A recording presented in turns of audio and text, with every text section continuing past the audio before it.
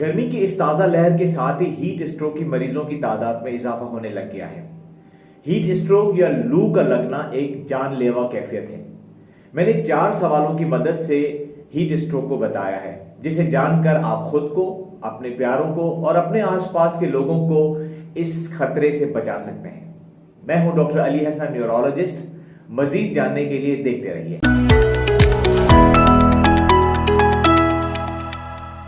السلام علیکم۔ Heat stroke کو سمجھنے کے لیے ہمارے 4 سوالات یہ ہیں۔ ہیٹ اسٹروک کیا ہے؟ کیا ہیٹ اسٹروک ہونے سے پہلے ہمیں پتہ چل سکتا ہے کہ ہیٹ اسٹروک ہونے والا ہے؟ وہ کون لوگ ہیں جن کو ہیٹ اسٹروک ہونے کا زیادہ خطرہ ہوتا ہے؟ کیا ہیٹ اسٹروک سے بچا جا سکتا ہے؟ اگر ہاں تو ہمیں کیا کرنا چاہیے؟ اور اگر کسی کو ہیٹ اسٹروک ہو جائے تو کیا کیا جائے جس سے مریض کی جان بچ جائے؟ آئیے ایک ایک کر کے ہم ان تمام سوالوں کے جواب دیتے ہیں۔ ناظرین، ہیٹ اسٹروک ایک ایسی کیفیت ہے جس میں انسان کا بخار 104 ڈگری فارنہائٹ سے یا اس سے بھی بڑھ جاتا ہے اور مریض بے ہوش ہو جاتا ہے۔ اور یہ کیفیت اس وقت ہوتی ہے جب آپ کے شہر یا علاقے میں گرمی شدید پڑ رہی ہو یا گرمی کی لہر آئی ہوئی ہو، جیسا کہ آج کل کراچی، حیدرآباد، اندرون سندھ اور اس کے علاوہ پاکستان کے دوسرے صوبوں کے شہروں میں دیکھا جا رہا ہے۔ دیکھیے، کسی بھی شخص کو کھڑے کھڑے ہیٹ اسٹروک نہیں ہوتا، بلکہ ہیٹ اسٹروک ہونے سے 1، 2، 3 دن پہلے اسے کچھ اور علامات ظاہر ہوتی ہیں جن کو ہم ہیٹ ایگزوشن یا ہیٹ اسٹریس کہتے ہیں۔ یعنی اگر آسان الفاظ میں کہا ہوں تو یہ کہ پہلے مریض کو ہیٹ ایگزوشن کی علامات ہوں گی۔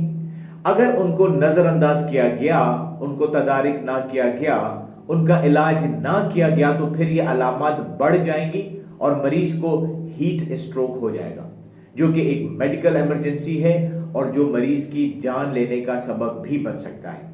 اس لیے بہت ضروری ہے کہ ہیٹ اسٹروک کے ساتھ ساتھ آپ ہیٹ ایگزوشن کو بھی جانیں۔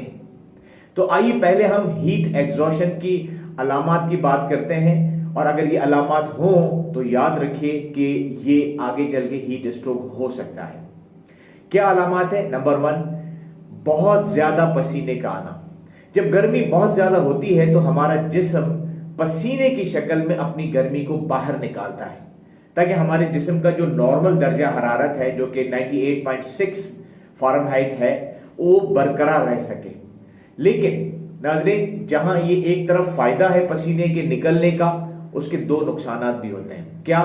ایک تو جسم میں اس کی وجہ سے پانی کی کمی واقع ہو جاتی ہے، جسے ہم ڈی ہائیڈریشن کہتے ہیں، اور دوسرا پسینے کے اندر سالٹس یعنی نمکیات بھی ہوتے ہیں۔ اگر آپ کو تجربہ رہا ہو کہ جب آپ نے کبھی پسینہ اپنا چکھا تو وہ کھارا کھارا ہوتا ہے، وہ اسی نمک کی وجہ سے ہوتا ہے جو کہ پسینے میں شامل ہو۔ اسی وجہ سے زیادہ پسینہ نکلنے کی شکل میں الیکٹرولائٹ امبیلنس ہو جاتے ہیں۔ دوسری علامت، اس کی وجہ سے مریض بہت زیادہ تھکاوٹ، کمزوری محسوس کرتا ہے، اور اسی نکاہت اور کمزوری کی وجہ سے مریض سے کھڑا نہیں ہوا جاتا، وہ کام نہیں کر سکتا، وہ بیٹھ جاتا ہے، وہ لیٹنا چاہتا ہے۔ تیسری علامت، اس کے ساتھ مریض کو الٹیاں بھی شروع ہو جاتی ہیں، اور آپ یہ دیکھ رہے ہیں کہ ایک تو پسینے کی وجہ سے پانی جسم سے خارج ہوا، پھر الٹیوں کی وجہ سے مزید پانی خارج ہوا اور مزید ڈی ہائیڈریشن ہو گئی۔ چوتھی علامت، یہ ناظرین بہت اہم علامت ہے اور اس کا نام ہے سر درد۔ اور اب آپ کو سر درد ہو رہا ہے تو ایسے مریض کو جو ہے بالکل سیریس لینا چاہیے۔ ان علامات کے علاوہ مریض کو 102، 101 کے قریب بخار بھی ہو سکتا ہے۔ ڈی ہائیڈریشن کی وجہ سے خصوصاً پنڈلیوں کے اندر مریض کو کھچاؤ سا محسوس ہوتا ہے، وہ شکایت کرتے ہیں، کچھ لوگوں کو چکر بھی آنا شروع ہو جاتے ہیں۔ اگر خود آپ کے اندر یا اپنے گھر والوں کے اندر، اپنے کسی کولیگ کے اندر، یا سڑک پہ چلتے ہوئے یا سفر کرتے ہوئے کسی شخص کے اندر یہ علامات ظاہر ہوں تو آپ اسے ہیٹ اسٹروک کا پیش خیمہ سمجھ سکتے ہیں اور فوری امدادی کارروائی شروع کر دیں، جس کا ہم آگے چل کے آپ سے ذکر کریں گے۔ لیکن اگر اس ہیٹ ایگزوشن والے مرحلے پر مریض کو ہینڈل نہ کیا گیا تو پھر اسے ہیٹ اسٹروک ہونے سے کوئی نہیں روک سکے گا۔ اور ہیٹ اسٹروک کی کیا علامات ہیں؟ یہ مریض کا بخار بہت زیادہ ہو جائے گا، 104 ڈگری یا اس سے بھی زیادہ، اسے پسینہ آنا بند ہو جائے گا۔ ہیٹ ایگزوشن میں بہت پسینہ آ رہا تھا تاکہ جسم سے گرمی خارج ہو، لیکن اب اگر مریض ہیٹ اسٹروک کی اسٹیج پہ پہنچے گا تو اس کا پسینہ نکالنے والا سسٹم جو ہے خراب ہو جاتا ہے، جس کی وجہ سے اس کو پسینہ آنا بند ہو جاتا ہے اور اس کی جلد خشک ہو جاتی ہے۔ اگر صاف ہو تو آپ کو سرخی مائلی بھی اس میں نظر آئے گی۔ ایسا مریض کنفیوز ہو جاتا ہے، بہکی بہکی باتیں کرنے لگتا ہے، اسے نہیں پتا ہوتا کہ وہ کہاں ہے اور وہ اسے خود اپنے بارے میں بھی نہیں پتا ہوتا۔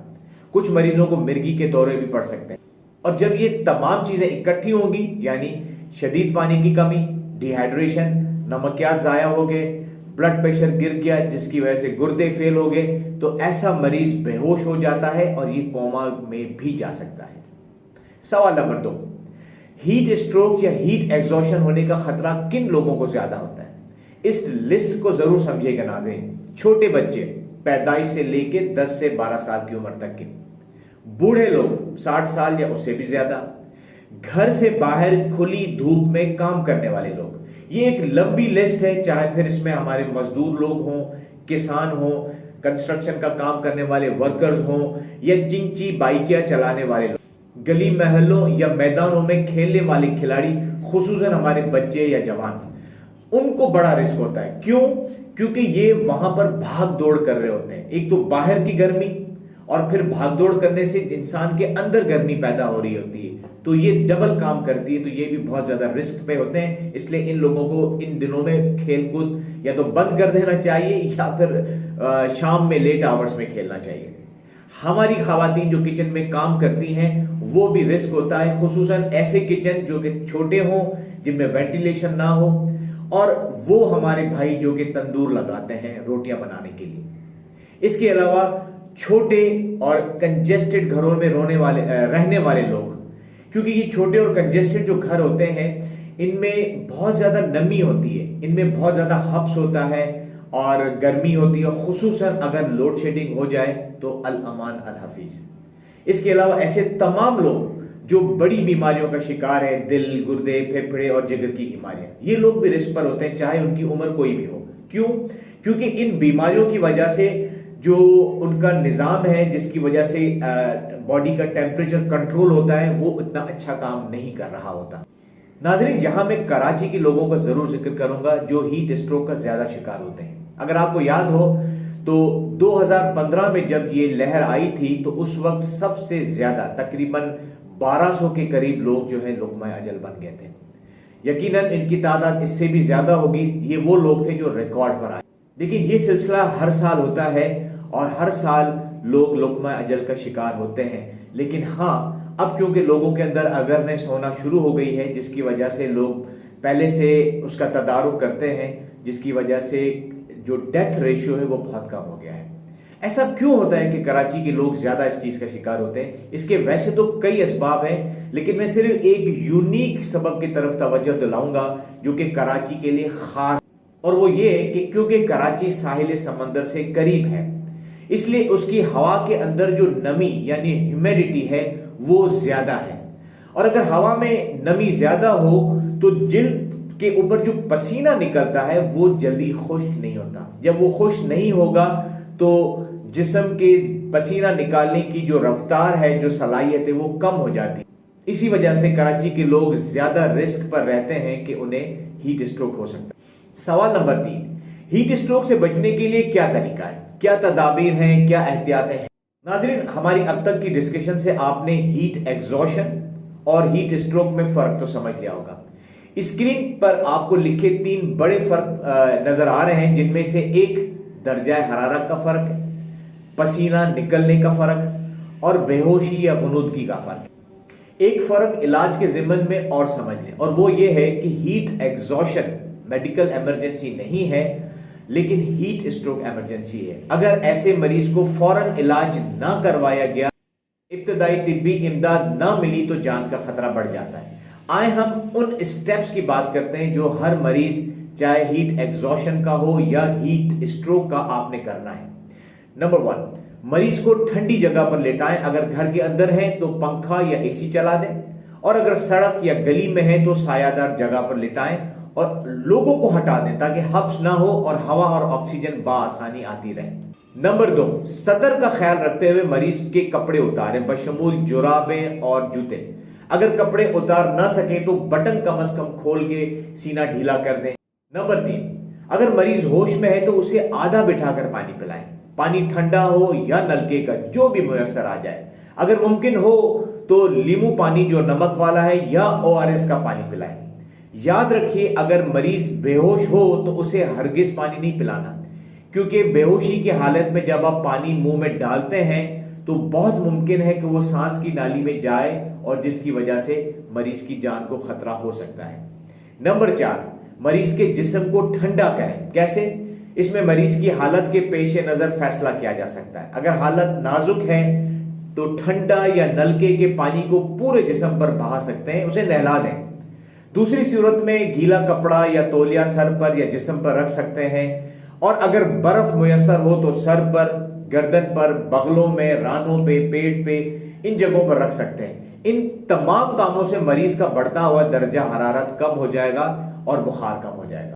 इस तमाम अरसे में मरीज को नाज़रीन लिटा कर रखें। अगर मरीज बेहोश है तो उसकी दोनों टांगों को नीचे कोई चीज रखकर उन्हें थोड़ा सा ऊपर कर दें, या अगर कोई शख्स थोड़ा सा उसकी टांगों को पकड़ के उठाकर रखे, क्योंकि इस तरह से खून का दौरानिया दिमाग की तरफ बढ़ जाता है।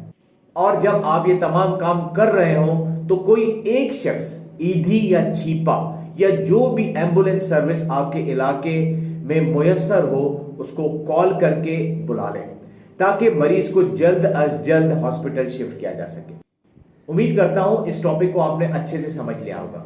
अगर इससे मुतालिक कोई सवाल हो तो कमेंट बॉक्स में जरूर पूछें, और सदका जारियत के नियत से नाजरीन इस वीडियो को जरूर शेयर करें।